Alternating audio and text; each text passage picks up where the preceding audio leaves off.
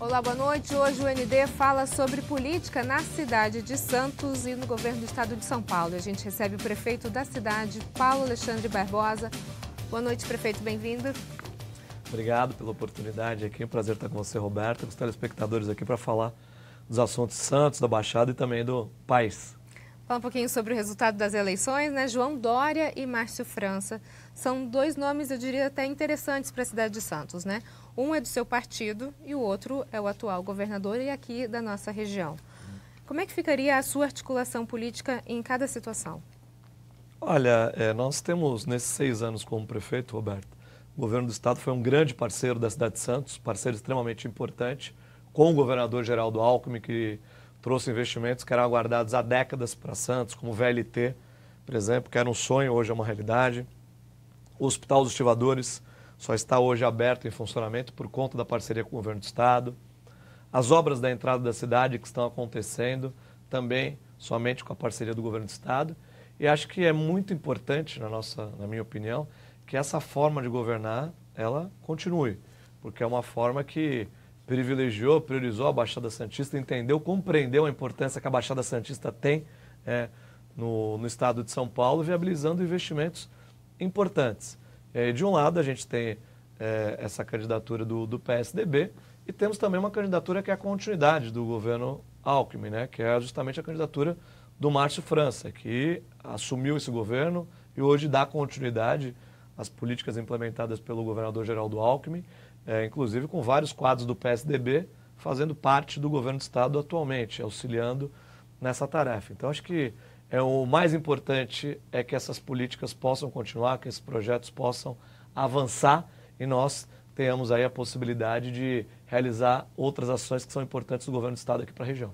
Quer dizer, tanto um quanto o outro, de certa forma, seriam convenientes para a cidade de Santos? É isso que o senhor Olha, disse? o Márcio França nós temos certeza que porque já está demonstrando na prática que está fazendo isso. Nós tivemos semana passada, por exemplo, Roberto, a assinatura, na quinta-feira, do Bom Prato, do DIC da Vila Gilda. Né? Um bom prato extremamente importante. O quarto, Santos é a única cidade do estado de São Paulo que tem hoje em funcionamento 3 restaurantes Bom Prato.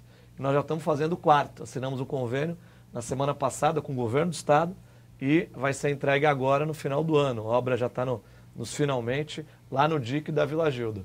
Refeição custa R$ 5,70, cada almoço que é servido tem um custo de R$ 5,70. O estado paga R$ 3,70, a prefeitura paga R$ 1,00 e a população R$ 1,00. Então, o grande parceiro é o governo do estado. Conquistamos mais esse investimento que foi viabilizado aí pelo governador Márcio França, a quem eu tenho que publicamente agradecer. Acho que quando a gente exerce um cargo público, tem a responsabilidade de cuidar das pessoas, as pessoas não têm coloração partidária, né? Partido A, B, C ou D. As pessoas querem ver os problemas resolvidos. Acho que o recado da urna foi esse. A gente tem que saber interpretar. Então, para mim, quem faz, quem traz solução, quem traz resultado, quem trabalha, quem respeita as pessoas, tem que ter todo o nosso reconhecimento. Agora, prefeito, a gente sabe que o senhor tem uma ligação muito próxima com o ex-governador Geraldo Alckmin, que agora fica numa situação meio complicada, né? O senhor tem ideia de quem que ele vai apoiar? Márcio França ou João Dória? Olha, Roberta, no PSDB nós tivemos uma candidatura presidencial, né, que foi a candidatura do Geraldo Alckmin. Eu trabalhei com bastante afinco e lealdade ao governador, é assim que eu procuro conduzir minha vida, com coerência, com lealdade, cumprindo palavra.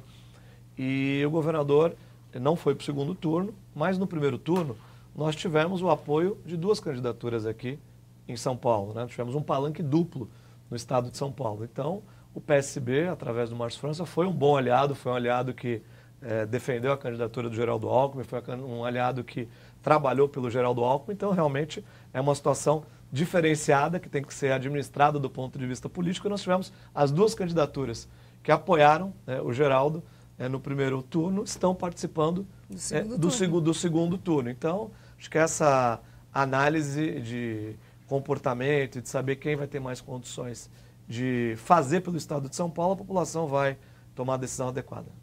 Agora, nessas eleições, a gente teve algumas surpresas, né, prefeito? As urnas, o que se viu nas urnas foi bem diferente do que se viu nas pesquisas. Será que dá para entender o que aconteceu?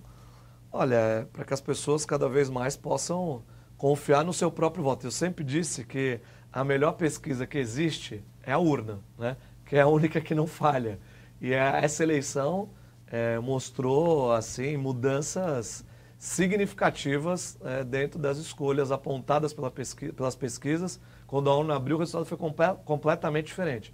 Então, isso deixa, acho que, uma lição importante de que as pessoas não guiem o seu voto, não tenham a decisão de voto tomada por conta de pesquisa eleitoral. Acho que essa é a maior lição deixada desse primeiro turno das eleições. As pessoas muitas vezes falam, olha, que ele vai ganhar, vou votar por conta, acaba induzindo o voto, uma pesquisa divulgada, e a hora que a urna abre, o resultado é completamente diferente. Então, acho que as pessoas têm que basear o seu voto, a sua escolha de voto, em critérios claros, analisar a história do candidato, analisar as suas propostas, as suas posturas, aquilo que defende, o seu comportamento, para que possa tomar uma decisão de acordo com isso, e não com pesquisa eleitoral. Voltando à questão do governo do Estado, quais os principais desafios que o senhor apontaria que esses dois candidatos têm agora para enfrentar? Olha, acho que a questão do emprego é um desafio geral, né? Porque as pessoas precisam de oportunidade, precisam de emprego. São 13 milhões de desempregados no Brasil e mais de 4 milhões em São Paulo, pessoas que estão precisando de oportunidade. Então, acho que o próximo governador tem que ter essa missão de gerar emprego, desenvolvimento econômico, oportunidade, especialmente para as pessoas que mais precisam. Isso ajuda a melhorar tudo. Quando a pessoa tem emprego, tem dignidade, a saúde fica melhor, temos a possibilidade de avançar em indicadores de segurança, acho que tudo acaba melhorando. E além da questão do emprego, acho que a questão da saúde, que é fundamental, dar uma estrutura de atendimento no momento que as pessoas perdem o emprego, perdem junto com o emprego o plano de saúde, precisam procurar rede pública para atendimento e o poder público precisa estar preparado para acolher essas pessoas. Então eu diria que a saúde é um grande desafio. E a questão da segurança, que ninguém aguenta mais. É necessário que nós tenhamos aí uma postura mais incisiva, não só da parte do governo estadual, mas sobretudo da parte também do governo federal, para que a gente possa ter uma sensação de segurança. Embora São Paulo tenha índices aí de criminalidade que são os menores, né, e melhores do Brasil, nós precisamos avançar muito, né, especialmente nessa sensação de segurança para a população no dia a dia. Eu acho que essa é a missão do governo do Estado, junto com o próprio governo federal, que tem que investir mais recursos em segurança, porque para a gente melhorar não adianta, não tem mágica, não tem solução proposta por salvador da pátria. As coisas têm que ser feitas com planejamento, com metas, com resultados a serem alcançados.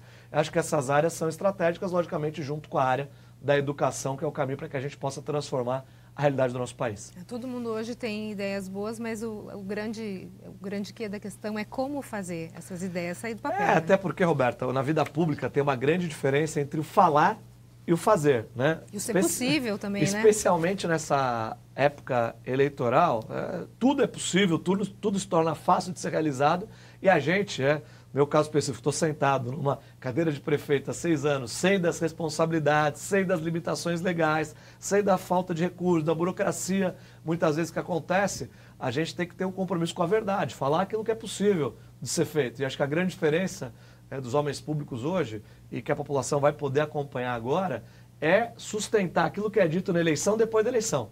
Que aquele político que puder repetir depois da eleição tudo aquilo que diz na eleição, esse está com a vida ganha. Está com a vida ganha, né? Ok, no próximo bloco a gente continua a falar sobre política, mas antes eu tenho um recado para você. A gente vive falando para a criançada brincar lá fora, tirar a cara do celular, do videogame, mas para ter sucesso nessa missão, a brincadeira tem que ser muito mais legal que as eletrônicas. Empinar pipa com certeza é. Vai desde fazer a armação, estirante, rabiola, enrolar a linha na lata, mas não pode esquecer do mais importante, hein? Escolher um lugar mas bem longe da rede elétrica. A força de um guardião está na atitude. Está nas palavras. Na habilidade de enxergar riscos. Na proteção da vida em qualquer campo. Um guardião leva a vida, não leva choque. E eu digo, chega de choque. Eu espalho, chega de choque. Eu sou, chega de choque. A força do guardião está no comprometimento com a vida. Juntos, somos guardiões dessa causa. Venha fazer parte. Família. Lembre-se, somos todos guardiões da vida. Oriente a criançada a empinar pipa longe da rede elétrica, em parques, campos de futebol, praças ou em outros lugares longe dos fios. Cerol em hipótese nenhuma. Além de cortar muito mais coisa que a outra pipa, é um perigoso condutor de energia. Agora pegue essas dicas e é só soltar pipa e imaginação. Entre lá no site chegadechoque.com.br, que tem outras dicas para você ficar seguro perto da rede elétrica. Chega de Choque, uma causa da CPFL Energia, do Conselho dos Consumidores da CPFL Piratininga e de todos nós. O ND está de volta e o nosso assunto de hoje é política e a gente conversa com o prefeito da cidade de Santos, Paulo Alexandre Barbosa. Prefeito, a gente está discutindo o cenário que está se formando, né, em decorrência do resultado das eleições. E uma das coisas que todo mundo quer saber, e se é que a gente tem como responder isso, é para onde vai o apoio de SCAF. O que o senhor acha? João Dória ou Márcio França? Olha, essa é uma pergunta interessante, né? A gente acompanhou um processo eleitoral para o governo do estado muito disputado, né? E quando tem uma disputa muito intensa, acabam trocando farpas os candidatos, né? Então fazendo críticas, os debates bastante competitivos, os programas eleitorais entre os três principais candidatos, com isso se consolidando. E agora, no segundo turno, o voto acaba sendo não por opção, né? Por exclusão, né? Aquele que tem mais afinidade, né? Acaba levando o apoio, né? Quem tem menos rejeição acaba recebendo o apoio. A gente viu o SCAF fazendo uma campanha aí baseada em mudança, né? Numa postura de renovar algumas práticas que ele achava interessante. Fez uma boa campanha, na minha opinião. Acho que é um bom quadro da política, né? Uma pessoa que tem uma experiência na iniciativa privada. E eu defendo muito isso, que essas experiências possam ser compartilhadas com o setor público. Acho que experiências exitosas como o SESI, por exemplo, que é uma experiência bastante interessante. E a gente não tem que ter vergonha de seguir bons modelos e bons exemplos. Copiar as boas iniciativas do setor privado. Acho que isso deve ser obrigação do gestor público. E com certeza ele vai ter um peso importante. Não sei te dizer exatamente qual seria a posição dele, né? Mas ele vai ter um peso extremamente relevante nesse processo, porque vai ser uma eleição bastante equilibrada. E o perfil da Assembleia Legislativa? Qual vai ser o perfil encontrado pelo vencedor? Olha, uma mudança brusca, né? Nós tivemos uma renovação grande, né? Com uma bancada aí do PSL acaba sendo majoritária, são 15 deputados estaduais eleitos pelo PSL dos 94, é a primeira bancada, depois o PT com a segunda bancada, todos novos, a Assembleia elegeu 55 novos deputados, foi a maior renovação dos últimos tempos na Assembleia, e é importante, né? Acho que eu defendo muito essa oxigenação no poder, acho que isso é fundamental para que as pessoas possam ter oportunidade de trazer novas ideias, trazer novos conceitos. Aqui na região, nós vamos ter jovens aí, novos representantes, né? Reelegemos na Assembleia 2 grandes deputados aqui para a região, acho que o Caio França e o Paulo Corrêa, que fizeram um excelente trabalho, no meu ponto de vista, contribuíram muito com o Santos e com toda a região. E vamos ter mais 2 outros deputados novos, o Kenny, que é um vereador também atuante no município de Santos, fez um bom trabalho, trabalhou bastante, inclusive na minha campanha de deputados, quando eu fui candidato a deputado estadual, o Kenny foi um dos coordenadores da minha campanha de deputado e hoje fico feliz de ver ele ascendendo e conquistando uma vaga na Assembleia. Também o Tenente Coimbra, que é um jovem muito dedicado, disciplinado, e acho que essa união, né, dos deputados em prol das questões da Baixada vai ser muito importante. Ter essa bancada da Baixada fortalecida vai ser importante. Nós tínhamos 2 deputados estaduais, agora teremos 4, dobramos a representação, embora eu conclua desse processo que nós poderíamos ter uma representação maior. Temos aqui 1.300.000 eleitores, muito voto de fora, muito voto para candidatos de fora da região que não tem compromisso com a região. Mas será que as pessoas ainda não sabem votar, não entenderam como funciona o processo eleitoral? Olha, eu lamento que isso tenha acontecido. Na minha opinião, o mais adequado, o mais coerente seria, independente de partido político aqui, de posição política, era escolher representantes da região, para que a gente pudesse cobrar os representantes, pedir para os prefeitos poderem aí atuar de forma conjunta com esses representantes. Acho que esse seria o caminho mais adequado. A população avançou, porque saímos de 2 para 4, dobramos, mas pelo número de eleitores nós poderíamos ter feito mais deputados estaduais e também mais deputados federais. Em nível federal aconteceu uma redução da representação, né, na Baixada Santista, o que é muito triste, porque nós tínhamos deputados importantes, o Papa, que foi um excelente deputado federal, representando a Baixada Santista, o próprio Beto Mansur, no 5º mandato como deputado, é o Marcelo Squassoni, no Guarujá também. Os três fizeram um trabalho extremamente importante, ajudaram, colaboraram, e nós agora teremos 2 deputados, né? Diminuímos a representação, poderemos crescer com essa representação. Mas a gente acaba esbarrando naquilo que o senhor falou, né? Que as pessoas às vezes estão procurando novos caminhos, novas alternativas em troca dessa política mais antiga. Pode ser isso? Olha, mas independente do candidato, né, sem fazer aqui a defesa deste ou daquele candidato, nós tínhamos opção, acho que somente a renovação, acho que nós temos que renovar sim, mas manter aquilo que vem funcionando e vem trabalhando bem. Acho que os representantes da Baixada mereceriam uma recondução, na minha opinião. Mas se a população tinha um entendimento que isso não era adequado, poderia escolher outros novos representantes, renovar a representação com candidatos da Baixada. Não faltavam opções para isso, né? Na Assembleia, nós estamos te dando um exemplo. Temos o Kenny, que nunca foi deputado, o Tenente Coimbra, na Câmara Federal também a Rosana Vale, que se colocou pela primeira vez como candidato, foi uma opção importante, tenho certeza também que vai fazer um ótimo trabalho. O Nicolino Bozella também, representando essa renovação. Acho que tem espaço para todos. O que eu defendo é que, tanto mantendo representantes já eleitos ou novos, que o voto tem que ficar aqui. O voto tem que ficar na Baixada Santista, para que a gente possa tirar do papel as coisas que são importantes em nível federal e estadual para a região. Só para a gente finalizar essa questão de governo do Estado, como é que o senhor analisa o desempenho do PSDB nessas eleições? Olha, em nível estadual houve uma redução da bancada, né, de deputados. O PSDB saiu de 22 deputados para 8 deputados, é uma redução bastante significativa. E eu vejo que os conflitos partidários, né, é claro e evidente para a população, essas disputas internas do PSDB, acho que acabaram trazendo prejuízos bastante significativos para o partido, né? Eu defendi muito durante todo esse processo que o PSDB em São Paulo tivesse um palanque único, tivesse uma candidatura única, né? E isso, além de ser importante para São Paulo, no meu ponto de vista, ajudaria a impulsionar a candidatura presidencial. De certa forma, isso acabou refletindo no resultado de Geraldo Alckmin? Não tenho dúvida que isso aconteceu, porque essa divisão não fez bem para ninguém, né? Porque quem tem 2 palanques acaba não tendo nenhum, né? Em função das questões políticas regionais, dos conflitos que existem em cada uma das regiões.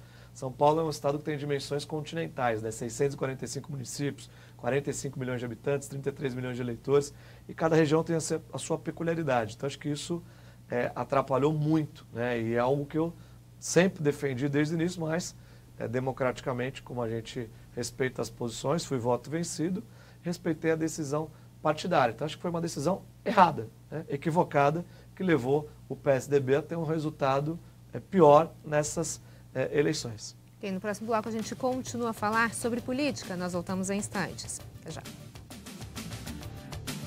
O ND está de volta e o nosso assunto de hoje é política. Eu converso com o prefeito da cidade de Santos, Paulo Alexandre Barbosa.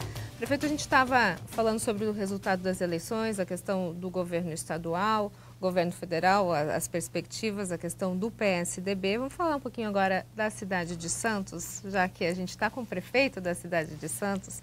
O que a gente pode falar em termos de emprego? O senhor mencionou no início do programa que a questão do emprego é um dos enfoques que o próximo governador do estado deve ter total atenção. O que a cidade de Santos tem em relação a isso? Olha, o município também deve fazer a sua parte, porque o emprego afeta diretamente a vida, a realidade das pessoas. Nós fizemos aqui uma ação interessante no ano passado, que foi a redução da carga tributária para determinados segmentos, né, da economia, com o objetivo de estimular a geração de emprego. Então, um segmento que nós aprovamos uma lei no ano passado, reduzindo a tributação, reduzindo o ISS, Imposto sobre Serviço, foi para as empresas que trabalham com operação de telefonia, né, telemarketing. Então, qual foi a lei que nós aprovamos? Quanto maior o número de geração de empregos, quanto maior o número de empregos gerados, menor a carga tributária, né? Justamente para que a gente pudesse oferecer um estímulo. E a gente já começa a colher os primeiros resultados esse ano, né? A NBPO, que é uma empresa desse segmento, abriu já o processo de contratação de 2.400 pessoas, né, de Santos e da Baixada Santista. Nós já temos mais de 700 já começaram a trabalhar. Semana passada eu fui visitar, inclusive, a empresa. Então, até março, 2.400 pessoas trabalhando, que é um número bastante importante, de uma empresa, de apenas um segmento econômico, que reforça a importância desse tipo de iniciativa, gerando emprego, especialmente para aquelas pessoas que mais precisam. E tudo em parceria com o Centro Público de Emprego da Prefeitura, ou seja, o cadastro dessas vagas, o preenchimento, tudo isso para a gente garantir que esse emprego gerado aqui fique aqui, dando oportunidade para as pessoas que vivem na nossa cidade e também na nossa região. Então isso que é muito importante, a gente vai fazer outras parcerias nesse sentido. As obras da entrada da cidade, por exemplo, Roberto, que estão em pleno andamento, inclusive fiz hoje aí uma reunião importante com as empresas que estão realizando, executando a obra, e nós vamos gerar 1.200 empregos nessas obras, 1.200 novos postos de trabalho, e todas as empresas que venceram as licitações, que estão executando a obra, têm essa parceria assinada com a Prefeitura, no sentido de selecionar os profissionais da nossa cidade e também da nossa região, para que o emprego de novo fique aqui. Então, essas ações são fundamentais para que as pessoas possam ter oportunidade. Às vezes a gente pega, por exemplo, esses jovens, que são operadores de telefonia, que estão preenchendo muitas vagas. A gente vai na rua, as pessoas falam, olha, prefeito, eu preciso de uma oportunidade de trabalho. E o jovem tem muita dificuldade, por quê? Porque, olha, não tem oportunidade porque não tem experiência. Né? E como que vai adquirir experiência se não tiver oportunidade? Essa questão do primeiro emprego é algo muito importante, que precisa ser incentivado. Então, nessa parceria que nós fizemos, por exemplo, a gente oferece um curso preparatório em parceria com a empresa, e terminou o curso, o jovem já começa a trabalhar com carteira assinada imediatamente. Agora, esse é um ponto, prefeito, de outro que acaba destrinchando que a cidade de Santos vem sofrendo, que é a questão dos moradores de rua. O que a cidade tem feito para resolver essa questão que tem crescido bastante nos últimos tempos? Olha, esse é um problema social grave, você tem toda a razão, Roberto, é um problema de Santos e do Brasil em função dessa crise que a gente atravessa, a crise econômica, que acaba tendo reflexos sociais relevantes. E um deles é esse. A gente tem limitações de atuação. Às vezes as pessoas pegam, prefeito, tem que tirar aquela pessoa da rua, absurda, ela está ali. A prefeitura e os agentes da prefeitura não têm esse poder. A legislação não permite à prefeitura que remova as pessoas da rua. É preciso fazer um processo de convencimento nessas pessoas. E muitas vezes as pessoas são dependentes químicas, né? O último censo que a gente fez, 84% das pessoas que estão na rua têm dependência química, álcool ou drogas. Imagina a tarefa que é para um agente social, para um operador social, fazer esse convencimento. Não é fácil. A prefeitura tem abrigo para receber essas pessoas? Tem abrigo para receber as pessoas. Nossos abrigos têm vagas, né? Você fala, estão lotados? Não estão lotados. Nós temos vagas disponíveis para isso. As pessoas que não são daqui e querem voltar para a sua cidade, o que a prefeitura faz? Te paga a passagem para a pessoa. Isso chama-se o recâmbio. Nós recambiamos no ano passado 2.500 pessoas, Roberto. O que a gente faz? Pessoa na rua, a pessoa fala, eu quero voltar para a minha cidade, não tenho recurso. Faz o contato com o serviço social da cidade onde a pessoa vai, o operador social pega a pessoa, leva a pessoa com o carro da prefeitura para a rodoviária, coloca a pessoa dentro do ônibus, faz o contato com o serviço social da cidade para a pessoa ser recebida na sua cidade de origem. É assim que funciona. Então a prefeitura faz a sua parte. Nós vamos intensificar agora, nós estamos lançando um conjunto de medidas para enfrentar essa questão, não só do ponto de vista da atuação dos agentes, mas também da mudança da legislação e da conscientização da população, para não dar esmola, não dar comida, e não dar roupa para as pessoas na rua, para fazer isso nos equipamentos da prefeitura. Ok. Prefeito, muito obrigada pela sua participação, sucesso. Obrigado, Roberta, pela oportunidade. Deixar um abraço aí para os telespectadores que nos acompanharam. O ND fica por aqui, uma ótima noite para você. Fique agora com o Jornal da Band. Até mais.